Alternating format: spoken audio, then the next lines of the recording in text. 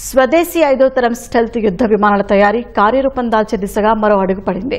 Prototype AMCA ప్రాజెక్టులో DRDOతో కలిసి పనిచేసేందుకు 7 దేశీయ కంపెనీలు బిడ్డింగ్ దాఖలు చేశాయి. 2 లక్షల కోట్ల వ్యయంతో 125 5వ తరం స్టెల్త్ జెట్ ఫైటర్లను తయారు చేయనున్నారు. దీంతో భారత్ అగ్రదేశాలైన అమెరికా, రష్యా, చైనాల సరసన చేరనుంది. DRDO సారథ్యంలో 5వ తరం స్టెల్త్ యుద్ధ విమానాల అభివృద్ధి కోసం ప్రారంభమైన AMCA ప్రాజెక్టులో ముందడుగు పడింది.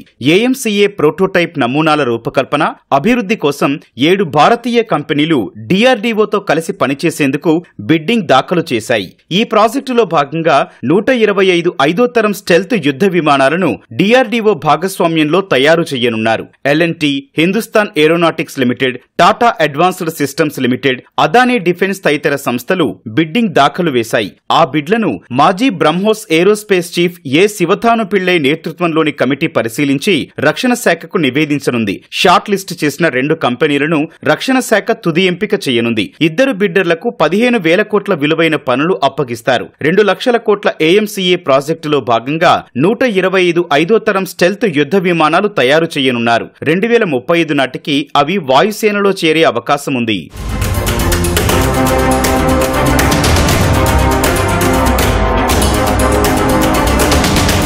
5వ తరం స్టెల్త్ యుద్ధ విమానాలను తయారు చేస్తే భారత్ అగ్రదేశాలైన అమెరికా, చైనా, రష్యా సరసన చేరుతుంది. ఇప్పటి వరకు America F-22, F-35, China J-20, Russia Su-57 5వ తరం స్టెల్త్ యుద్ధ విమానాలు కలిగి ఉన్నాయి. భారత్ తయారు చేసే తొలి 5వ తరం స్టెల్త్ యుద్ధ విమానాలు సింగిల్ సీట్ 2 ఇంజన్లు కలిగి ఉండనున్నాయి. ఇవి అమెరికా, రష్యాకు చెందిన F-22, F-35, Su-57 మాదిరిగా అడ్వాన్స్డ్ స్టెల్త్ కోటింగ్ తో పాటు అంతర్గత ఆయుధాలు కలిగి ఉండనున్నాయి. వాటి ఆపరేషనల్ సామర్థ్యం 55,000 అడుగులు కాగా అంతర్గతంగా 1,500 కిలోలు, బాహ్యంగా 5,500 కిలోల ఆయుధాలను మోసుకెళ్లగలవని అంచనా. AMCA మరో 6,500 కిలోల ఇంధనాన్ని మోసుకెళ్లే సామర్థ్యం కలిగి ఉంటుంది. ఇందులో 2 వెర్షన్ల ఇంజన్లుంటాయని తెలుస్తోంది.